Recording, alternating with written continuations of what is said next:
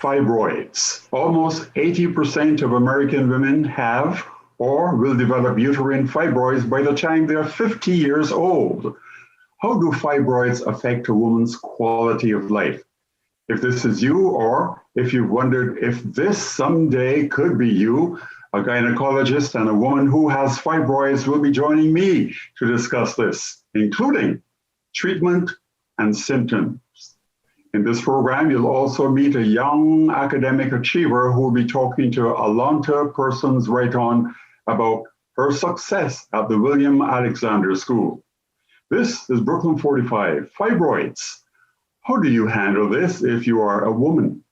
If you are a husband or a parent, what support can you give? Joining me to discuss this are Dr. Ketly Michel, who is a gynecologist, and Xamayla Rose, who will tell you how she dealt with having fibroids. Welcome to Brooklyn 45, Dr. Michel and Ms. Rose. Thank you for having me. Thank you for having us. About 20 to 80% of women develop fibroids by the time they reach 50. My first question is, what causes fibroids? That for me? For any of you. Actually, no one knows the cause of fibroids. It's a proliferation of tissue into a ball, and it grows on the uterus. And occasionally you can have it outside of the uterus on the intestine, the fat pad, and it's called parasitic fibroid. They can range from the size of a raisin, and it can grow as big as a grapefruit or even a watermelon.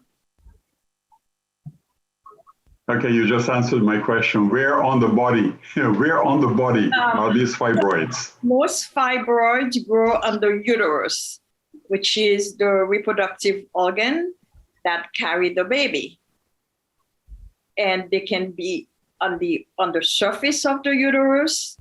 They can be inside the muscle or intramural, and they can be in the cavity of the uterus and compete with a baby growing inside the uterus.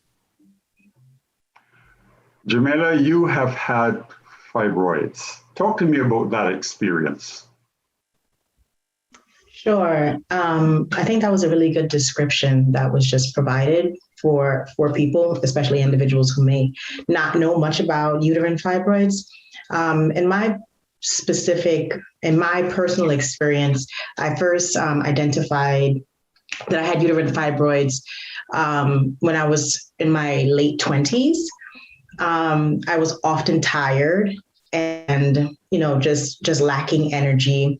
And I noticed that I had like a hard little growth, not a growth, but like a hard thing in my abdomen, like near my uterus would be. And I had gone to my doctor, and my doctor identified that I did have uterine fibroids. And so that was initially how I discovered them. Other than the tiredness, the fatigue, and also during my normal menstrual cycle, just it being a little unusual, in terms of just the heaviness of it. I really did not know, other than that I had uterine fibroids. And so that's kind of how I found out through my local OBGYN. And at that time, she just suggested that I adjust my diet.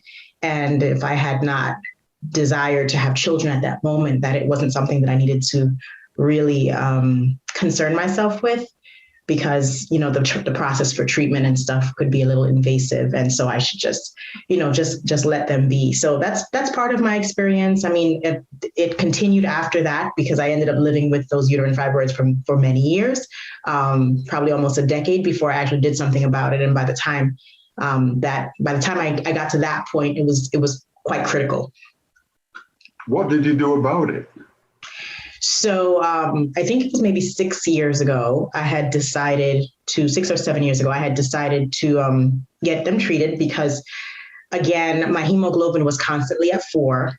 I was always in a state of fatigue, often could not, do normal things like just cleaning, climbing stairs, going to events, where you would dance or do anything where you had to exert a significant amount of energy became troublesome for me. And when I went and had the uterine fibroids looked at, I changed my my OBGYN as well. They mentioned that I had several, just like the doctor just mentioned. I had some inside the cavity. I had some outside that were hanging off the uterus. And I also had some that were within the uterine wall, the lining of the wall of the uterus, the muscle. And they ranged and they were in various sizes. And I was put on a drug for almost 2 years. That drug was pretty effective, what claimed to be pretty effective for almost like 99% of women. And of course, I was part of that 0.0% of women who the drug was not effective on. It was Depot. I think it was called Depot. That's what they had put me on. And after that was when I decided to do a myomectomy. And I was able to speak with a doctor because I sat on the board for a hospital at the time. And the hospital, I had relayed, some of the symptoms that I had to someone on the board. And they said, well, why don't you meet with one of our very experienced OBGYNs? And I did. That was Dr. Carr at the Brooklyn Hospital. And she proceeded to do the procedure, a myomectomy for me. They removed a total, I believe, of 18 fibroids, a total of almost 7 to 9 pounds. And then I went through a process of recovery. That was my experience. Dr. Michel, the removal of so many fibroids, is that usual? Is it unusual? Well, in her case, I think that would be usual because she had severe anemia up to 4. That's very, very low and dangerous. So it depends on the size. When you do a myomectomy, you try to remove every single fibroid. And in her case, that was very unusual. That was a lot of fibroids. So you try to remove them and hopefully in the hope that you can reconstruct the uterus and maintain the integrity of the uterus for future childbearing. You mentioned the word myomectomy, and I've heard the word hysterectomy. What is the difference between those two? Very, very radical differences. Hysterectomy is removal of the entire organ. Of course, if you're going for a myomectomy, it's a shelling out of the fibroid.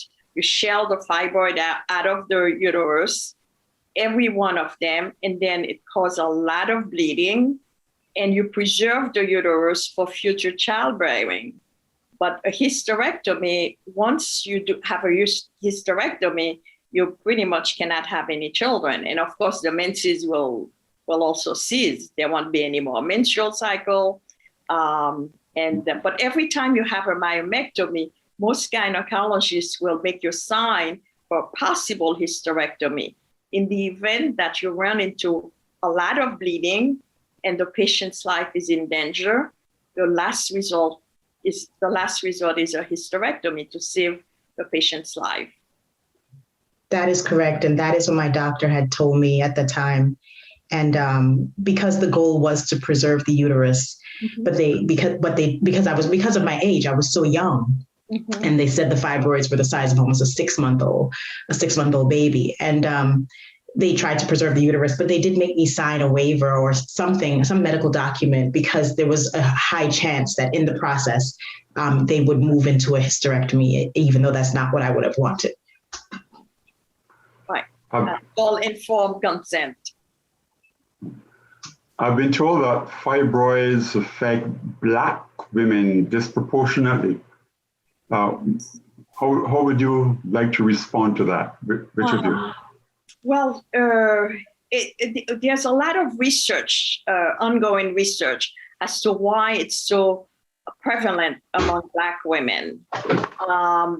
Is it diet or is it genetics? I think in the future, we'll find that there's a special gene among Black women that predispose them to grow these balls in their uterus. Diet, I'm not sure diet has anything to do with it. I'm leaning towards more the genetic predisposition. And it's true, Black women are more prone to have fibroid than any other races.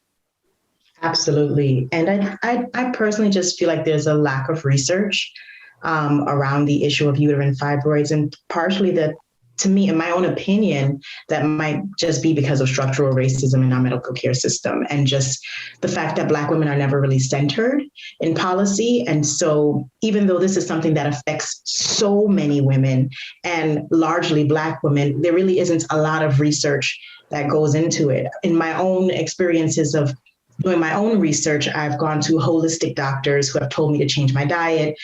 They've told me to remove milk, cheese, dairy, all of these things, animals and other types of foods that may have estrogen. They've given me lists of different types of legumes and plants that have phytoestrogens, telling me that the estrogen levels, would increase the likelihood that these fibroids would grow. I mean, again, this is all I think anecdotal. And then most recently, I've been hearing a lot of people talk about, endocrine disruptors and the fact that Black women use hair products and other types of things that may seep into their bodies and disrupt they're just the normal body and the way that it operates. And I really just believe that we just need more time. We need more time. We need more money for research, because even though it's not predominantly affecting white women, it's affecting enough Black women, and it affects us severely. Like, having uterine fibroids is not something that you can just say to your boss, oh, okay, I'm, this is my condition. And so that's why I'm a little disoriented today, or my blood levels are really, really low. And, I'm really tired and I have brain fog and all these things. It's just not, no one thinks about it, but it is something that several women are experiencing on a daily basis, regardless of their socioeconomic status.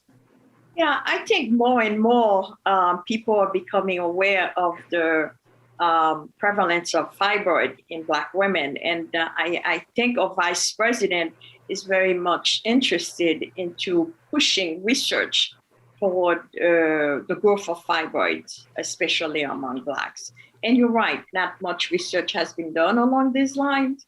And of course, if you live in the South, everyone is happy to take your uterus out. It has fibroid, it can go into cancer, take it out. And a lot of hysterectomies, I would say maybe close to 80% of hysterectomies are due to fibroids, uterine fibroids, as a diagnosis, as a condition for the hysterectomy. So hopefully there will be money put into the research, and we'll be able to, maybe with a drug to block the gene, or maybe a vaccine, who knows, may come in the future to prevent those growth from getting to the point where a young woman, 25, 30, needs a hysterectomy. You said more and more women are becoming aware of fibroids. I want you to address that, but I also want you to address it in the context of men. There are many men who perhaps have never heard of fibroids. I'm one. I've read about fibroids. I've heard about it on radio and television, but I've never met anyone who had fibroids. And researching this has been an experience for me, and perhaps for men as well. So address that, please. I bet you. Sorry, go ahead. Go on.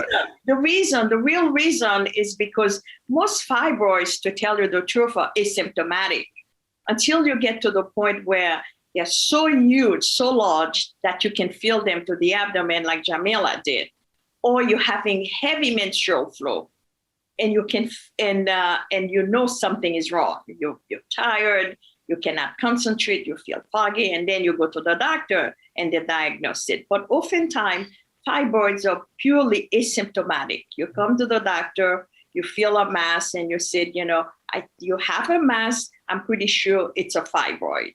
And that's when you know it. People go to years without knowing they have fibroids until they get to the point where they're bleeding heavily, because now you have fibroids in the cavity, or they're trying to get pregnant and they cannot conceive. So then you do a workup, you said, it's the fibroids that's preventing you. So I think it's there, but it could be very silent and you just don't know. Xamayla, you were saying something. Yeah, actually, when you said you don't know anyone who has fibroids, I would say I beg to differ. You probably know several people who have uterine fibroids, but also it's also for many women just been an area that you don't talk about it. You don't talk about your reproductive health. It's just not something that people just sit down at a table. But I'm finding more and more as I speak to women and as I share my own story, that other women say, oh my gosh, I have fibroids. I just found out, or I was feeling this way or that way. And I spoke to my OBGYN and they said that I can do this type of procedure. There's so many procedures that you can do, but so many women are afraid. They're afraid because in the past, everything was, oh, get a hysterectomy, get a hysterectomy. They love to take Black women's wombs out, and now that there's so many other types of alternatives for care, I don't know all of them because I couldn't, by the time that I came to grips with my own issue, it was already so far gone. It was like either hysterectomy or myomectomy. And of course I would do a myomectomy because I was so young, but so many women are suffering from uterine fibroids. And my fibroid removal was actually a teaching moment for the hospital. So they took several photos. So you can actually see how it's probably too graphic to say, but you could see how they did the incisions and everything. And you could see all the medical students in the room just viewing the procedure. And the doctor, I have records of it. And I've shared those records with other women who are older than me by 15 years, by 20 years, women who are younger than me. And when they see the photos, they're like, well, how did you feel after? And I told them, first of all, after I got off of bed rest, it was an 8-week bed rest moment. But after I got off of bed rest and the fibroids were pretty much gone for about 4 years, they're back now, but they were gone for quite some time. Those were like the best 4 years of my life, not having to deal with the uterine fibroids. I felt like I could scale mountains. I'm like, this is how everyone else feels when they have normal, operating bodily functions. And so I feel there's stigma attached to it. There are people who are afraid, so they don't speak about it. But I feel like the more that we do speak about it and we say, hey, I'm a woman, I have fibroids, or I had fibroids. This is what I did to remedy the problem. I made it through surgery. They did not take my womb. I did not have a hysterectomy. And you can get it fixed too, whether you're using any of those other alternative methods for people who have the small asymptomatic ones, or whether you're doing something as drastic as a myomectomy, which in my opinion, is kind of like having a C-section, except you have no baby to prove. They cut you open and they take the fibroids out. It's very, very invasive. But yes, so I'm sure you know several people, Mr. Taitt. I know several people, but don't know that they have fibroids. You don't? Go on. I was going to ask you a question, but you continue, please. I just wanted to clarify. Most hysterectomy are done on people who are in their 40s, 43, 44. And you figured they're close to menopause. It doesn't make sense to subject them to a very hard surgery like a myomectomy, where they're at risk of bleeding a lot and having a heart attack on the table. So younger people, less than 42, 43, you do a myomectomy. But if you're pushing 44, 45, most gynecologists will say, I think a hysterectomy is safer. So you both talked about surgery, and Dr. Michel, you talked about bleeding. My question is, how dangerous are fibroids? They are dangerous if the fibroids are growing laterally and they're pushing against the side walls, and you now compromising the kidney, because you don't want to keep those fibroids in and then at the risk of losing your kidney functions. And secondly, if you're going to have surgery, you always have to rule out that they don't have another condition called adenomyosis, which gives you a lot of bleeding, make the uterus big, looks like fibroid, but it's not fibroid. So you want to make sure you differentiate between those two conditions. and both of them make the uterus large. And it's because of that, before you have a myomectomy, you have to do an MRI that can pretty much map out the fibroid, so that when you do the surgery, it's a little bit safer because you know what you're going after. Otherwise, if you go blindly, you may end up with adenomyosis, and those bleed a lot, and the patient's life is in danger. Thank you, Dr. Michel. Thank you very much, Ms. Rose, Xamayla Rose. Thank you for sharing this information with us. I had so many other questions for you, and I'm sure lots of our viewers have questions as well. So we are going to have a part 2. Is that okay with both of you? My pleasure. Yeah. My pleasure. Okay. Well, again, thank you for participating in this program on fibroids. And now over to Alonta Wrighton.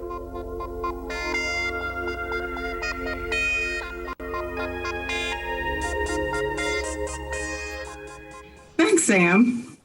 Joining us today is our young academic achiever, Serwaa Forson, an 8th grade scholar attending William Alexander Middle School 51 in Brooklyn, New York. Welcome to Brooklyn 45, Serwaa. Thank you. It's so great to have you here with us today. So let's talk about your 8th grade school year in light of the pandemic, including classes you're taking. Thank you. So this year I took 2 high school courses, which are Algebra 1 for math, and then I also took Living Environments for science. And in addition to that, I also took Social Studies and ELA and French, which is my second language. And then I took my talent, which is dance, and PE or gym.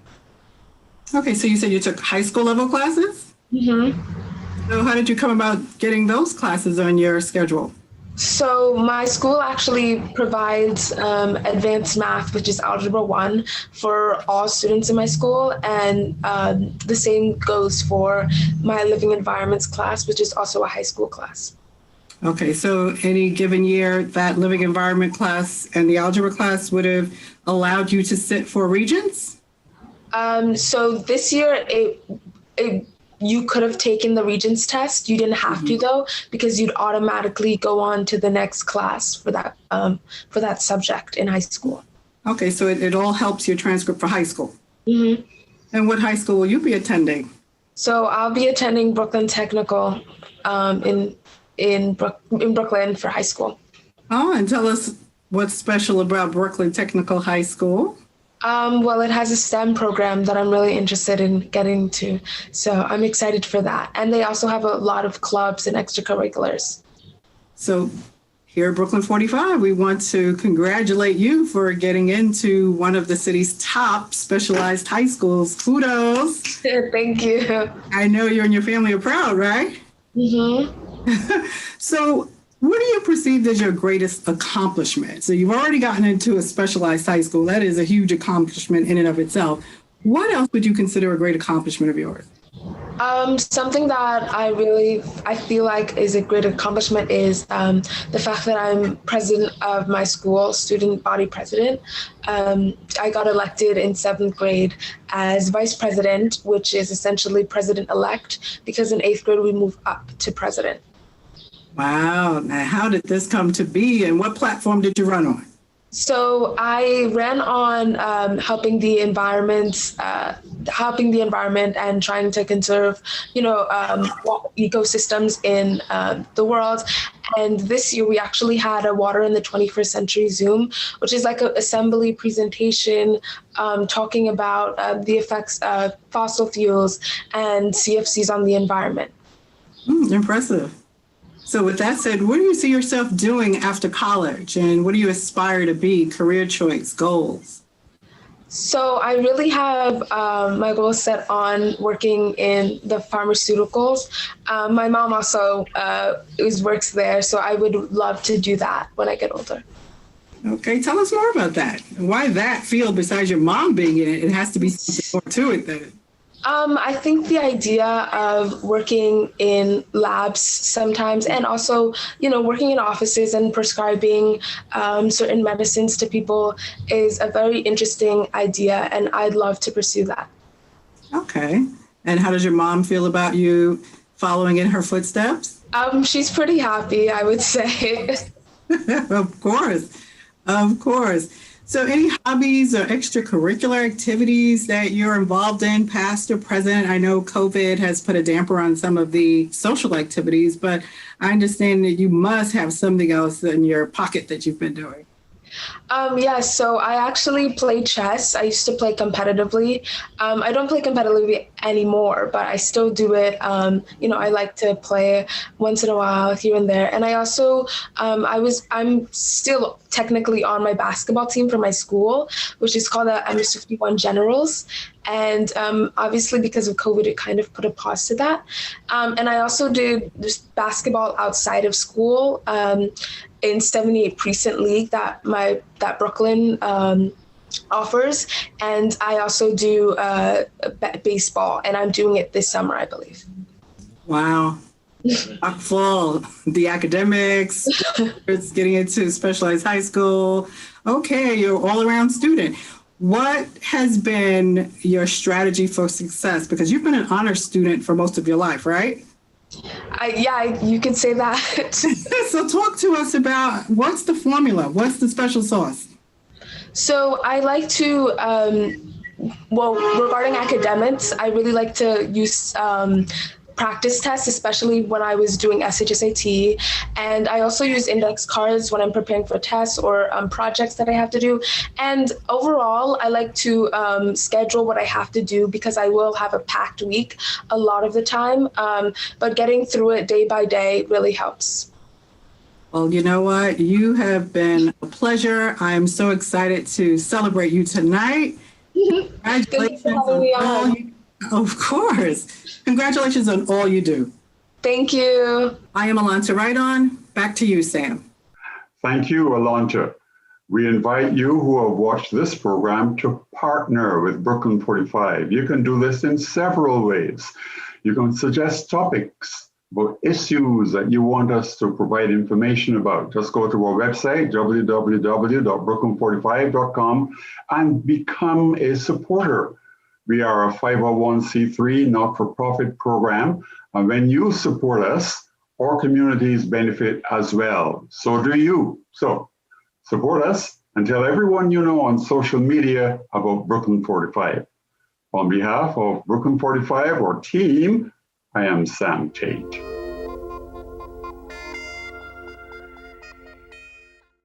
Brooklyn 45 is a 501c3 not-for-profit, and we welcome your support. Check out our website, brooklyn45.com, and feel free to donate or share it with your friends and family. Have any comments or questions? Send them to our Facebook, facebook.com/brooklyn45tv.